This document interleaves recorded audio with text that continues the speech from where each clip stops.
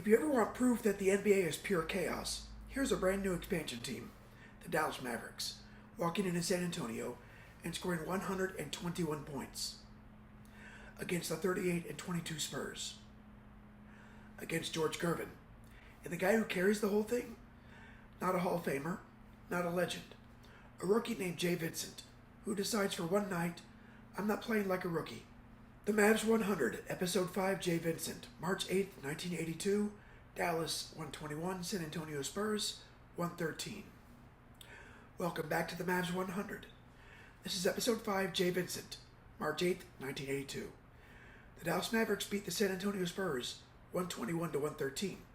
And today's idea, confidence travels. Because I don't care what era you're in, the hardest place to play basketball is still somebody else's building. Vincent, 6'7", 220 pounds, forward, from Kalamazoo, Michigan State. This is a legit college guy, not a project, not a mystery box.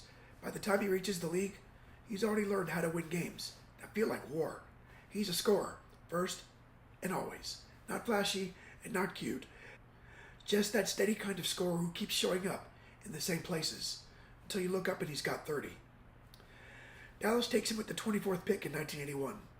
And in the Dallas' second season as a franchise, you needed somebody like that, because an expansion team can't survive on effort. Effort gets you respectfully blown out. You survive on buckets. You survive on a guy who can stop the bleeding and say, nope, we're still here. Let's set the scene. This is March of 1982. The NBA feels like a different planet. The three-point line exists, but it's basically a rumor.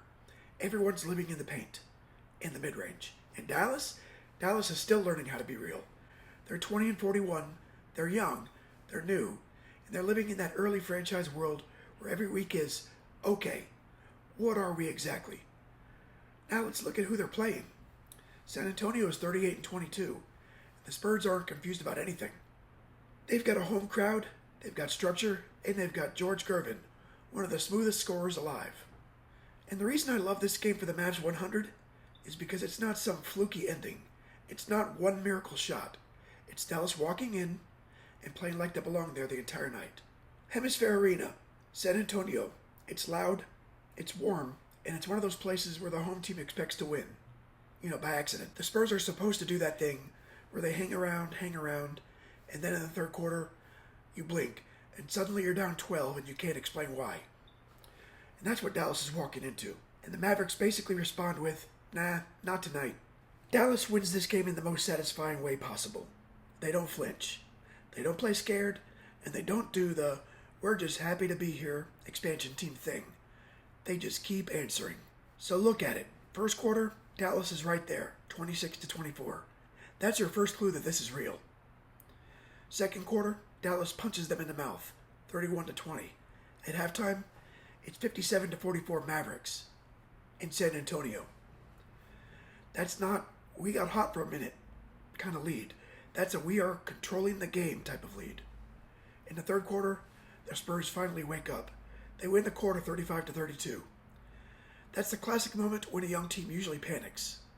And that's the moment when you start rushing shots, turning it over, begging for the clock. But Dallas doesn't do that. Fourth quarter, San Antonio keeps pushing, 34-32 Spurs, and Dallas still closes the deal. And not perfect, not clean, but calm enough to win. And that calm has a name. Vincent drops 34 points, 14 for 26 from the floor, a perfect 6 for 6 at the line, 10 rebounds, 5 assists. He plays 42 minutes. That's not a nice rookie night, that's a feature performance. And here's the detail that makes this episode his. He scores 22 of his 34 points in the second half. So when the Spurs finally decide to turn the heat up, when it stops being casual, when it turned into that, all right, we're done messing around phase, Vincent is still getting to his spots, still creating points, and still refusing to let the game slip away. He doesn't just start the fire, he feeds it.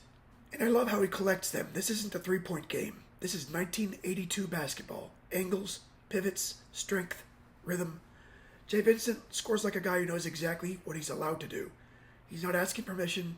He's not experimenting. He's like, I'm bigger than you here, and I'm quicker than you there. If you don't help, it's going to be 2 points. If you do help, I'll find somebody else. And the 5 assists matter, because it tells you he's not just chucking. He's reading the floor, and that's the part that turns score into problem. Now, Vincent is the headline, but the Mavericks win this game because they got a second punch.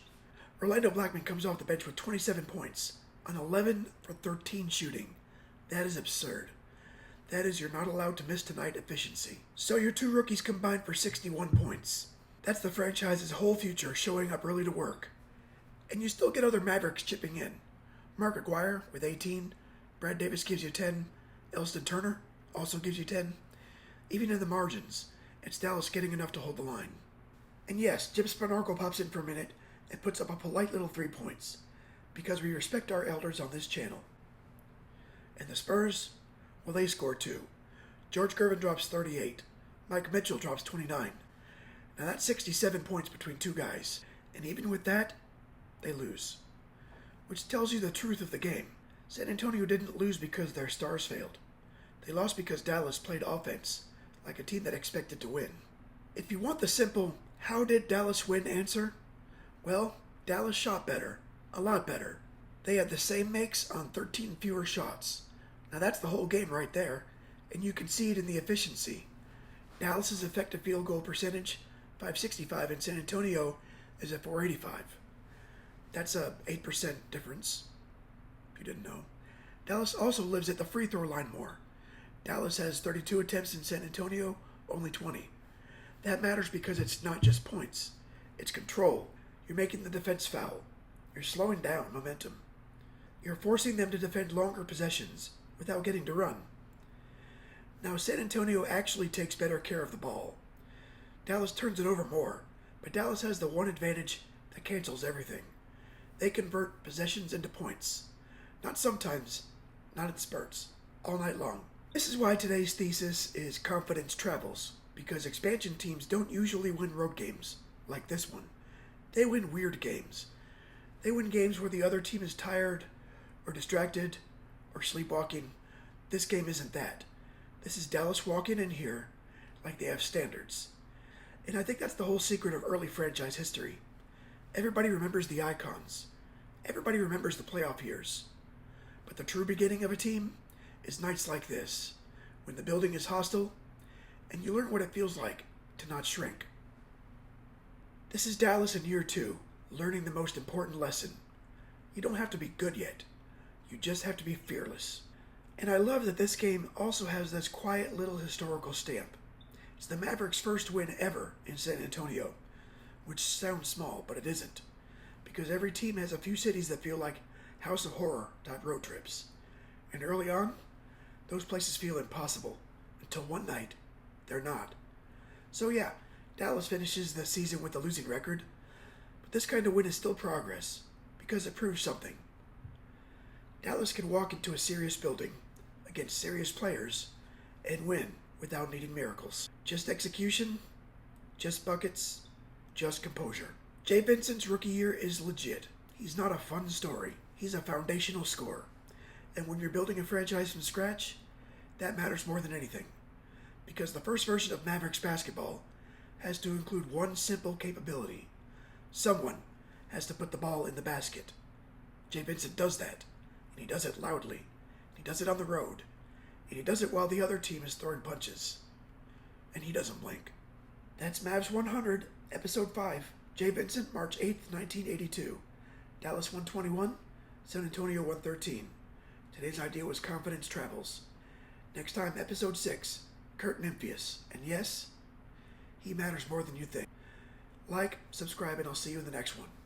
Next episode is Kurt Nymphius, because sometimes the history of a team is written by the guys who only play 12 minutes, until one day they don't. And if you've been watching the series closely, you already know why I'm smiling.